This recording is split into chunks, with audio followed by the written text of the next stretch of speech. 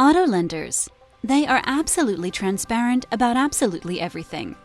As New Jersey's #1 pre-owned car dealership for more than 10 years, Auto Lenders places every car through an intense 110-point inspection to ensure it's in like-new condition and lets customers know exactly where their vehicles are sourced from. Auto Lenders gives you the highest quality vehicles, unlike their competitors. And all this transparency helps Auto Lenders make sure you leave with a better car.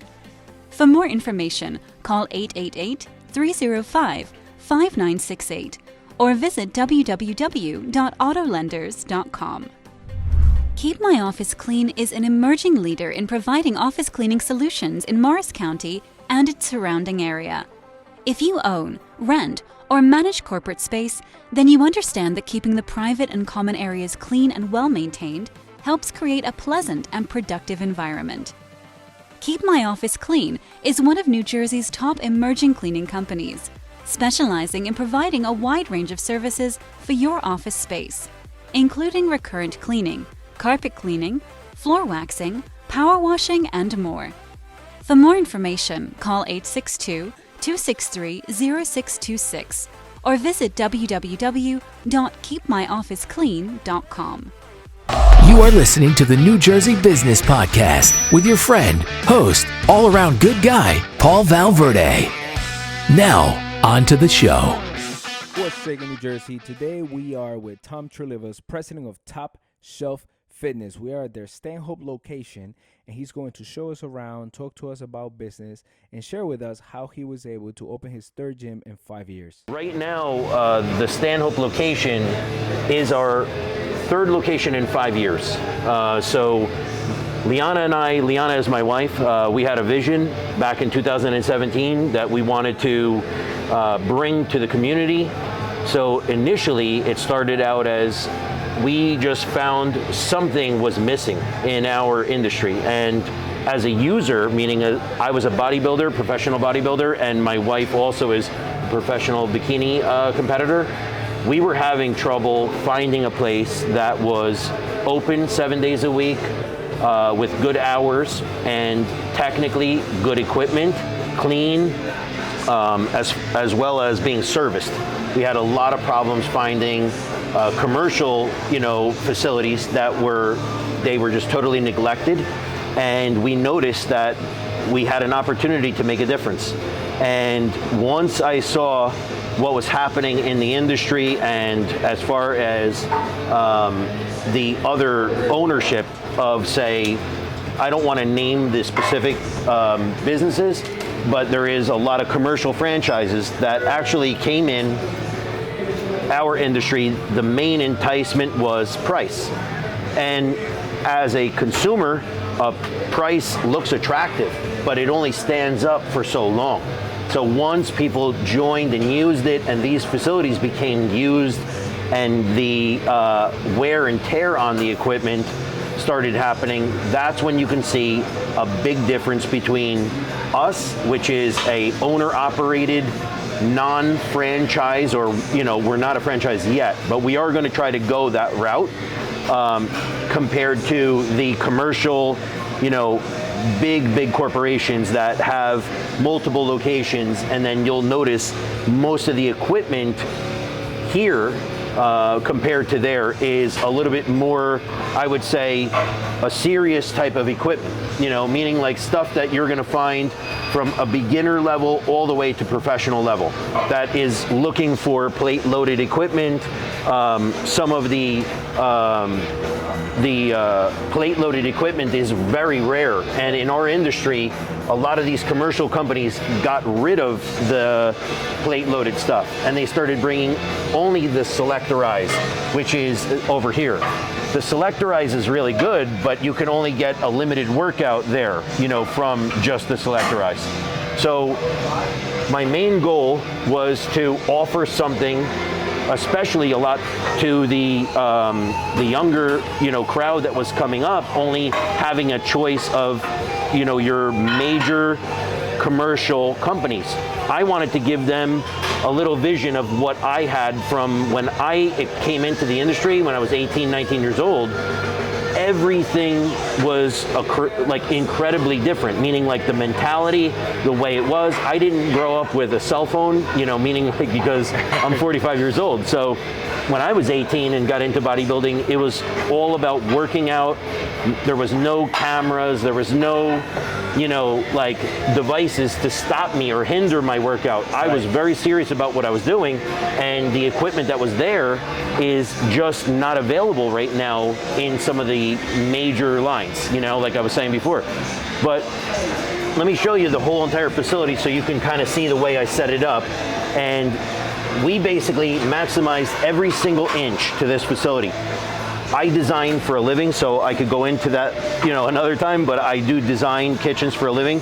So for me, when I designed this facility, we went very, very, I'd say optimizing. So I winded up using the facility to do all the cardio here. And I also have a reason for why I'm doing this, because initially when we took over this facility, they had cardio facing out the door. That really just pulls the energy right out of the facility. So what happens is, if you take it and you turn the facility, turn the equipment in the facility facing in this direction, you can look outside, you can look here. You're now feeding the energy from them working out. So their positive energy of them training is now transferring into you as a another user. So like you're seeing someone else working out and it's motivating you. That sparks you immediately. Facing in the other direction, you would almost feel like empty because you're looking at people. And if you notice what we have there, we have a fast food facility. Yeah. And technically, someone that's trying to lose weight or someone that's got a goal and they're on here, that's probably the last thing they want to see. Yeah. So yeah, I'll take you this way because sure. I don't want to get in anyone's way here working out, but I also categorized everything. So like these are shoulder machines, 2 different variations. Everything that I did was very the thought process that I put into it was because of like how the facility functions.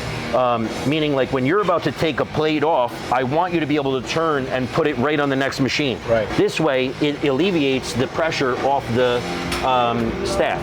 And right there, it takes the labor and it brings the labor down immediately, and it also brings the complaints that you get on Google down, because now, as long as everyone keeps re-racking their weights, there's not a lot on the machines, and then people feel like, hey, it's clean, and now I can come and just use whatever I need. And if you notice, nothing has plates on it, nothing. Meaning like, so you won't have to feel like, oh, I'm gonna go on there and have to re-rack someone else's weights, by doing that. The first line that I did was all legs. So if you notice, every variation that you could possibly imagine, from the white machine there, the hammer strength, that's an ISO plate loaded machine. That does 1 leg at a time. That's premier for someone who had atrophy in one leg for surgery or whatever. So you can put the amount of weight that you want on each leg. Right. Then coming down in the line, you have a leg press, you have a V squat, you have a hack squat, another leg press. It's a kind of like a small version of this, but it's a linear hack squat. And then when you come around the turn, you have a pendulum squat there. Technically, that is for traps. This is for hamstrings. This is also a belted squat where you put it around you, you load up the plates, and you can do squats if you have, like, say, a bad back and you can't put it on your shoulders, you can put it around your waist. So it's around your hips. Still put the correct on your legs. Then you have a glute machine, another leg machine, but that's a vertical leg press. And then the red machine is a single leg extension for like the same thing that you would do over there on the machine where you're 2 legs at one time, you know? But like I said, if you notice the way I have it set up, when you come in this area, you're gonna see you have chest, chest, chest, and then all the benches are chest. So when you're right there doing dumbbells, you can do chest there, chest on the Smith machine, chest on any one of these benches. And like I said, that person that's taking a plate off of there can literally put it right on the next machine. Right. But it just makes sense. Then what I did for back, you have like a lat pull down here, T-bar row, another like row machine, like another lat pull down, and another row where the gentlemen are right now. But it's all consolidated in that one area. Then when you turn around, you even have the rowing machine, the lat pull down where she is, and it's still all back, right in that area. So the way you organize the equipment, there's a logic to it, there's a functionality to it. Correct. Which means that it makes it more user friendly because everything is grouped in a specific way, and also you are maximizing your space by arranging things in a specific way. Correct. Right? So I'm interested in knowing this. How do you go, right, from being a customer, from being a user, right, and getting to that point where you're like, you know what? There's a problem here that needs some solving. No one else seems to be addressing it. I'm gonna be the one, or me and my fiance are gonna be the one who are going to address it. We had gotten very lucky. So technically the way it started was the very, very beginning. We started building a gym in our house. We literally took out all the first floor furniture we had, sofas, couches, everything. We took it and we got rid of it. We had a townhome, so we had a ground level area where we could bring the equipment in. We had a living room, we had like another area, like it was a storage area. We converted it into a gym, but once I built that gym, we got to the point where there was one piece I wanted, and it was another leg press. Yeah. And once I got to that piece, I found a gentleman in New York, and I said, oh, I'm interested in buying this one piece of equipment. And he said, why don't you come to New York and I'll show you everything I have. And I said, well, I'm only interested in that piece. Right. He said, well, just come. You could buy that if you want, take it with you. But when I got there, he showed me a list of everything he had for sale. And he said, look, I'm getting out of this business. I'm retiring from this. I've been in the business for 30 years. But I had a passion for this, and I don't want this to go to someone that doesn't have passion. And I talked to you on the phone. I know how you are. I know that you're a bodybuilder. He said, would you give me an offer for the whole facility? And it was in Long Island. Okay. And I said, no, man. I'm like, I don't know what to do with all this. Right. What am I going to do with all this equipment? He had a very large facility, like double the size of this. And he said, look, just make me an offer. So I gave him an offer, and I said, look, it's going to be, I guess, a low offer to you because this is all I can, give you right now. But if you want, I said, I'll give you 20 grand. And he said, done. I said, what? Like, I thought he was like playing with me. And I was like, so you're saying like, that's it, 20,000, all the stuff that's in here. He said, you pick whatever you want and you can bring it back to New Jersey and build your own gym. Just find whatever pieces that you want, give me a list, and that's it. And I said, all right, so I told Liana, I said, hey, listen, I just bought the whole gym. I'm like, so, I'm like, we have to find a place now, a commercial place to put this stuff. And she was like, are you serious? And like, we've talked about this, but we never got to the point where we had that opportunity. Right. We never had someone give us the chance. And, that's where I believe, in my opinion, I believe God has a set, thing that technically when you asked for something and you had something like that, you're going to make better and you're going to be able to like send a positive vibe throughout the whole place and affect people's lives positively. Yeah. I believe he set the path for me to be able to grab hold of that opportunity and just bring it. And I really legitimately did change. We're talking about thousands of people who became members. Yeah. I feel like I've changed their life. Many, and it's still happening, even with this location. Right.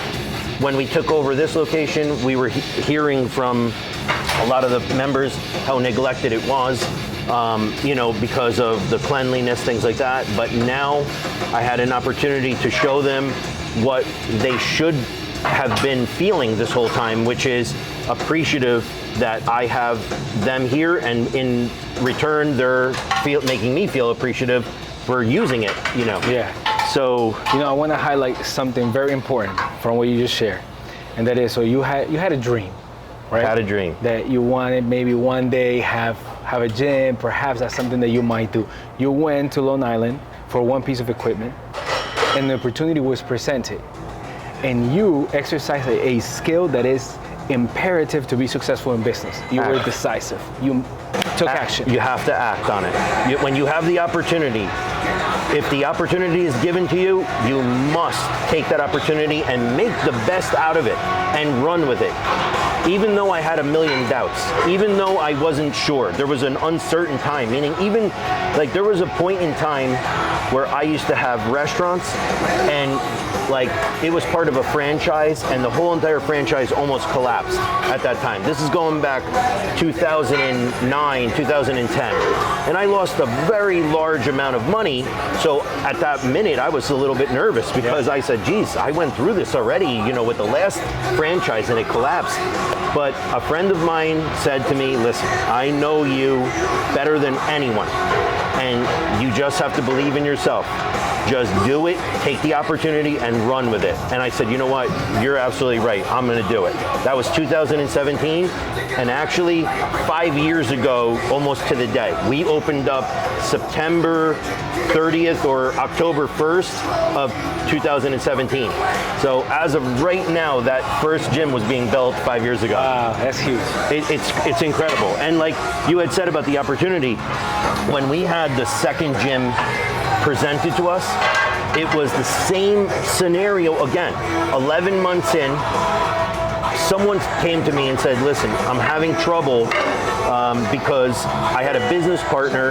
We had this like training facility for personal training and I signed personally for it and I don't know what to do. My partner bailed and moved and went to Florida unexpectedly and just left me here. I don't know what to do. So I said, you know what, I'll take it over. And I said, I'll get you off the lease, I'll go on, and then I'll build a new gym. But we were so busy in the first gym, we needed it because it was already growing. Right. So once we took over the second location, it was already, like the overflow from the first one was filling the second one. And then the same exact opportunity happened again the very next year. My next door neighbor said that he was moving out, and I said, you know what, we're already growing to the point where we need to expand. So we just bought out the guy next door, and we winded up bringing more equipment, and we blew it out again. So we were on pace for one every year. We were doing another move. And then our fourth year is when COVID hit.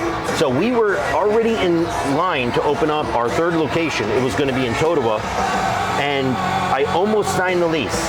And all of a sudden, everything shut down and just went crazy at that time. Like, so as you know, most, businesses or, almost organizations, just say, almost everyone was affected by it. Right. Just from the uncertainty. So for that year, we basically just stayed with what we had. We didn't move forward on that location. And then we waited until the fifth year. And then we took the opportunity, which presented itself again here. Awesome. And like you said, though, it's so important to capitalize on that opportunity because so many people in life go through opportunities and say, oh, I could have done this. And I have many stories. Yeah. I can tell you many stories that I've had, opportunities, and we didn't capitalize on it. And I think it's a mixture of being decisive, taking action, and also being a problem solver. Because I'm sure if I ask you, wait, when you made that first initial offer to buy that equipment, do you have everything figured out? I'm sure your answer is probably, well, not everything. I'm sure a lot of problems came to mind, but you weren't focused on the problem, you were focused on the solutions around those problems. Am I right? That's correct. Yeah. There's always going to be something that could be made better, and there's always going to be something that's going to change.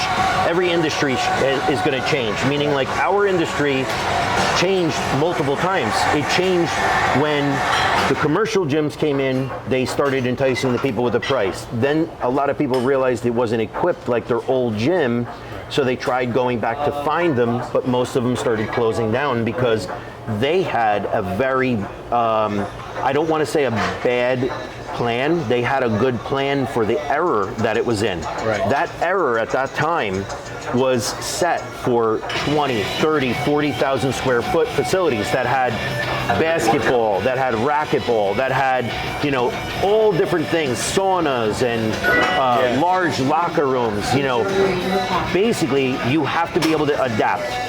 Those bigger gyms all closed down because a lot of the rent started going through the roof per square foot. You can't sustain once the other cheaper gym styles came in, offering a lot less than, you know, we have now, but just giving them, say, a lot of treadmills or a lot of cardio, but not a lot of machines to actually work out on. Then believe it or not, they had a specific thing that they were trying to do. They were trying to put in a pretty facility, spread the equipment apart to make it look filled, but it really wasn't filled. And it wasn't filled with the right stuff. That's another thing.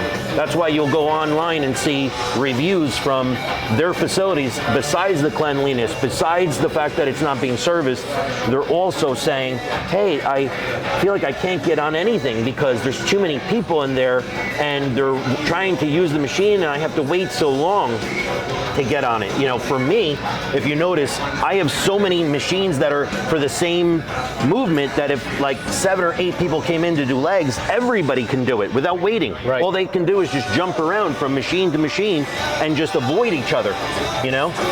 So that's the biggest part, is I've had many arguments when I was younger about how me being a bodybuilder, I knew that there was an opportunity for very serious people that wanted to train, but the serious people may not be by the thousands, but there's enough of them that are still looking to be in a facility, but it comes down to a mathematical equation. How many square foot you have, how big that facility is, what amenities you offer, and how you allocate that. Keep it as cheap as you possibly can, offer 24-hour facility, which is now you have access to come in anytime. And with our busy lives, you know, most people have 2-3 jobs, you know, to be able to support their families. So sometimes people only have a small opportunity to work out at 11 o'clock at night when they get out of work. Most of the other gyms are all closed. Here, they can come in, scan in at the front desk, you know, or scan in, meaning at the front door, and it activates the door lock, and they have the full facility just like this. Lights are on, TVs are always on, air conditioning is always on, and yes, you're paying a little bit of a higher price structure for the electric and everything, but it works out when you do the math, meaning you have to have a certain amount of members, a certain amount of price, you know, that is, like I said, cheap enough to attract someone, but technically you're able to function, you know, with that price. So from the perspective of a business owner, you have a formula, you have a price structure that you know your cost, and you know what your overhead is, and you know what your desired net profit is, and based on that, you're able to create a price that is appealing to the public, that is appealing to the client, but at the same time ensures that you stay profitable because you are in business. Correct. And for the client, the benefit is that for the price they're paying, they're getting a ton of value, so they happily pay it. Correct. Am I right? And once that person comes in, and if you talk to any one of our members here, they're going to tell you the same thing. They're going to say, I love being here because I'm in with a like-minded individual. Their etiquette, meaning they have gym etiquette, they literally are re-racking their weights, and everyone feels like they're doing their part. It's becoming a synchronized team, where your member now is like a family member. I know about their family, their friends, where they've been, you know, over the weekends, parties. I mean, so you're getting that personalized feeling where you're not just a number to me or like a member number. You're an actual individual that has a family, and I know things about you, and as well as when you come in, I can, you know, have a conversation with you. So you're getting the one-on-one conversation, like with the person who actually, and this is what I heard, people say, I like the idea that I come in and I can talk directly to the owner. because I go to all my locations every day. I just go from here to Lake Apacon to Rockaway. I drive around, I see people different hours, and they say, I like that because if I do have something that I want to bring to their attention, like, oh, this machine, say, is not functioning correctly, or this is having a problem, I can tell them and report the person instead of emailing to, you know, some kind of a website and then not getting a response back and feeling like you're being like on a deaf ear, like no one is ever gonna, like, you know, hear what your complaint is or your concern, you know? Let me ask you, in terms of client attractions, right? So anyone that would like to be a member at the gym can come and sign up, am I right? Okay, but do you have perhaps a specific client avatar, let's call it that way? Like, in your mind, do you visualize the type of person that would want to come to this gym specifically? I would say, I mean, if there is one specific person that does like this, and it doesn't matter what level they are, whether they're a very experienced person or a person that's like a beginner that's never done anything before, that person seems to be a person that just wants to come in, get their job done, work out, and then go back to their business of whatever they're doing, whether it's work or taking care of the family or whatever. They want a no BS facility. They want to come in, work out, say, hey, how are you? How's everything going? But in the meantime, being able to come in, boom, boom, boom, work out, and then go. And it doesn't matter what time it is. I see people come in twice a day. I see people come in the morning early and then say, hey, I came back to finish my workout late at night. But they know that this is not a facility where they're going to come in and be bothered or have groups of kids just standing around. Hanging out. Yeah, hanging out. Right. Like, they know that they're coming into a facility that's well equipped. They're coming into a clean facility, and they also know it's a guarantee that they're coming in, getting what they need done, and they're going. You know, that's what we're noticing. We do see people talking and hanging out, you know, here and there, but meaning like not like what I'm describing is like a group of We're people creating obstruction to other people, etc. No, that makes sense. And the reason I ask this question is because it is good to identify who's your specific target audience, and then other people may come as well, and they're welcome. You know, they're paying customers. Nonetheless, it helps your marketing to stay consistent. It helps you meet the needs and serve the specific target audience that you have, and I'm sure you're doing it. So you're saying, like, people that come here, people that want to work out, that they take their health seriously, they take, whether it is for sport or just staying in shape, right? Their weight training seriously, and they're sociable, they have good etiquette, but they're not coming here to create obstructions for other people who want to work out. That's correct. And also, though, it has to come from a leading by example, meaning like from, if you set the tone in your facility, and like, you know, I had told you this once before when we talked on the phone and stuff about my promise to these members is that when they came in, the way this place is presented to them, it has to stay this way. It cannot decline in any way. It could maybe get better by me actually bringing more stuff or listening to what they're telling me, or they need something that I didn't notice. But as far as declining, you never want to go in a decline mode where a lot of the other, you know, facilities are declining, and that's where there's a separation between consumer and ownership. That separation is the consumer is just saying, hey, when you sold me on this, everything was supposed to be working, everything was supposed to be clean, and it's no longer that way. And that's the only reason why someone could be upset about a facility, is the fact that you broke your promise as an owner, whether it's because you got too busy or whether it's because you decided to get too big where you're so spread out thin that you can't get to the facilities. But if you're going to promise someone something, the obligation that you have is to communicate with your members, let them know what you're doing, and even when it comes to like a club enhancement fee, the club enhancement fee for me means that that money that they're investing is to go in and fix any of equipment or upgrade it by buying more weights, or maybe upgrading a bench to make it better for them. But that money in our industry Most ownership is taking that enhancement fee and putting it in their pocket, and they're not fixing anything. And it's just pissing off customers more and more and more, because the member feels like, hey, I'm doing my part, I'm paying to have it enhanced, and it's not. I still see all the same out of service, like signs on everything.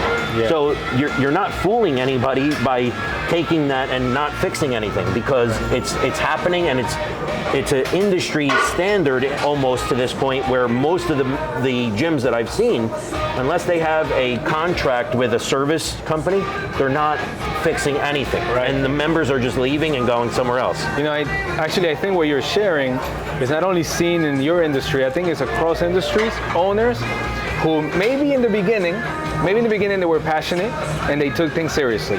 They were good stewards of their resources they had, and they were meeting the promises to their clients and customers. But somewhere along the line, they got comfortable, right? Absolutely. And it's interesting, but when things are getting better, it's when you need to stay on top of everything, right? Where you need to play your role as business owner, make sure that talent attractions is well, that client attractions is going well, that you're building culture within your business, with your team, with your clients, that you're meeting the promises, or fulfilling the promises that you said to your clients. But some people, when they start doing well, instead of doing that, they get comfortable. Exactly. They want to take time off. They figure, well, they sometimes they make a mistake by thinking, oh, let me take a break because now I have the opportunity to, take a break because it looks like everything's running smoothly. But that's when it creeps up on you and you're not keeping up with things, like the other thing that I kind of touched on, but most of the commercial gyms before I wanted to tell you is they're being sold on a package. So sometimes as an investor, they're coming in with the opportunity to say, oh, I'm buying X, Y, and Z. They're giving them a package. That package is presented to them with one chest machine, one leg machine, so whoever put this package together is not conducive with what the members need. Right. So me being a user, I now figured out what I need if it was me working out. So when I brought everything in, that's why it's starting to function correctly. That's why everyone is literally spread apart. And we've had, this place was very, very busy. And every single person said, hey, even though it was busy, I was able to get on all the machines and I had no problem doing it, which is important. Then I know I succeeded at building the correct layout, Yeah. Let me ask you, in terms of talent attractions, how do you bring in the team members that are gonna help carry out your vision, are gonna help service your customers? So you're saying for other, people to service their customers? No, for you, how do you recruit your team members? What is it that you're looking for when you hire someone? Oh, meaning my staff. Right. Oh, okay, yeah, so my staff, right now, we have a pretty good staff. Sometimes, especially in this industry with, I'm sure you've noticed a lot of people in the service industry have been having trouble finding good customer service. But what we've been trying to do is pull from within. There's a few people that you met there, earlier today. The staff that we had, a couple of them were working out and actually working out right now. This gentleman, he started out as a member and we could pick up on, his personality. We could pick up on the fact that he's a personable person, and we feel like it'll represent us, where they're going to be in good hands. If we're not here, we're not going to get a complaint, oh, we have bad customer service or whatever. So that's the only thing I can say is try your hardest to pull from within if you are a gym owner. But if you can't, and you have to go out and put out ads and try to find people, you have to just do trials. I know it's going to be hard, but you have to be able to bring people in, train with some of the best people you have, if not you, some of the people that you really like the best, and have them stay with them. Even though your labor might go up a little bit, it's better to do it, because in the long run, you're going to build a really good staff that's not going to have to cause you any problems, in the future. Yeah. But it's still very challenging for me. It's challenging for everyone else. In our economy right now, for some reason, even though there's so many jobs available and there's so many people that probably could work, it seems like no matter how much you pay, that there's always a shortage, and you're wondering why. Right. Yeah, I mean, it's kind of like, almost like I guess a Bermuda Triangle. You know, you're saying like, where is everyone? Like, where are the people? You know, like, because you put an ad out and you see help wanted here or there, and there's some of them are paying very good money, and they're not able to find people. And I know this is in construction. I know this is in every industry. Yeah, I think though that something that you're doing that I think is great is because you're hiring from within. These are people who are already part of the culture. They already value and appreciate Top Shelf Fitness, right? So they're not 100% there for the money. They're there because they believe, and they don't mind being there too. They don't mind being there. They believe in you. They believe in the service that's being provided, and so that creates a lot of value because that makes them happy staff members, team members, which then in return creates good service for the clients. Exactly. Which is awesome. I think that's great, and anyone who has a business where they could do the same, where they could hire from within, I think is a great tip of advice. Great advice. Definitely. And one more thing, I'll bring you into this area here. It's a powerlifting area. Yeah. So now we've noticed the powerlifting community has grown in the last 10 years. It's gotten bigger and bigger and bigger. Like we were talking about things evolving. Right. Like we were talking about businesses evolving. Also, the style of the training has changed. Some went to CrossFit, some went to powerlifting, some went to bodybuilding, some went to just training for health. So what we did was we brought in specific equipment that they need in competitions. So we basically brought in calibrated plates. You don't see these normally. These are very expensive, but they use these in competitions, and these are competition benches. So these aren't just a regular flat bench. Right. Same thing with this. This is something that they call IPL, which is a powerlifting division or a federated division that only recognizes using this type of official equipment. So most of the gyms that are out there are offering only basic equipment. We've now went above and beyond from just a regular facility, but now we even added the powerlifting facility, which is, you'll notice, small gyms that are just specifically for powerlifting. That powerlifting gym charges a very, very high price structure because it's got special equipment. But what we did was we captured that on a small scale so that now you're a member that's able to access a powerlifting facility 24 hours a day inside a regular gym facility that has the regular treadmills, the regular machines like the circuit training and the glute machines, all under one roof, which is incredible because the price that we offer at $34.99, if it's going to be for just one facility, 2 facilities, or 3 facilities, they get access to all 3 facilities for just $34.99. But if they're like locally and they only want to use this facility, they're literally getting a powerlifting area that would normally charge $100 to $125 in a just powerlifting facility. Right. Plus, they're getting the regular gym on top of it. Yeah. That's awesome. That's great. Yeah, so I'll show you like what we tried doing here was we put in an area for stretching like turf.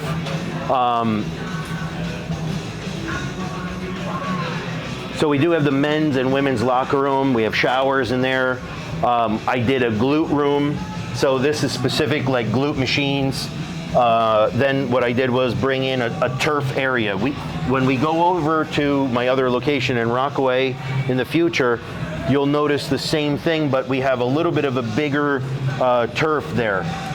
I started, as I'm opening up these facilities, I'm starting to learn what people use, what people don't use, and that's why I'm able to like change and make moves, to evolve and become better. So hopefully now that we have the 3rd location, we're gonna eventually become a franchise and go statewide, and then eventually, like we're talking national, just across the nation. But what we're trying to do is show that this concept not only works, but it's profitable and it's in demand. Right now in this time and era, in this exact time, it is in demand because they're rare. You cannot find this type of equipment anywhere.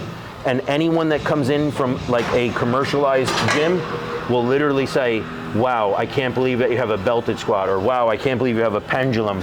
You know, these are things that I just don't have the option to have in my other gym. Even though my other gym is $19.99 or, you know, $20. Yours is a couple of dollars more, but I have 24-hour access and I have all this equipment. And not only I have one location, I have 3.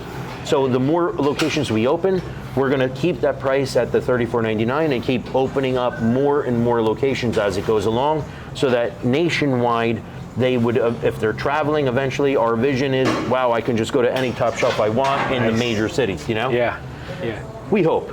That's awesome. No, it'll happen. There's no doubt in my mind, though. It happened. Yeah, I mean, if you asked me 5 years ago, would I be doing this right now? I honestly would have never dreamed it got to this big, this fast. But it's moving, and it's moving fast in demand by the response of the customers. Right. Thanks for tuning in to today's show. If you or someone you know would like to be a guest on the show, go to NewJerseyBusinessPodcast.com. That's NewJerseyBusinessPodcast.com. We can't wait to hear from you and your business. You can also visit our website to learn about sponsorship opportunities and how to qualify for a complimentary gift. Auto Thanks lenders, again for listening. they are absolutely to the New Jersey transparent Business about absolutely Podcast. everything. As New Jersey's #1 pre-owned car dealership for more than 10 years, Auto Lenders places every car through an intense 110-point inspection to ensure it's in like-new condition and lets customers know exactly where their vehicles are sourced from. Auto Lenders gives you the highest quality vehicles, unlike their competitors. And all this transparency helps Auto Lenders make sure you leave with a better car. For more information, call 888-305-5968 or visit www.autolenders.com. Keep My Office Clean is an emerging leader in providing office cleaning solutions in Morris County and its surrounding area. If you own, rent, or manage corporate space, then you understand that keeping the private and common areas clean and well-maintained helps create a pleasant and productive environment. Keep My Office Clean is one of New Jersey's top emerging cleaning companies, specializing in providing a wide range of services for your office space, including recurrent cleaning, carpet cleaning, floor waxing, power washing, and more. For more information, call 862-263-0626 or visit www.keepmyofficeclean.com.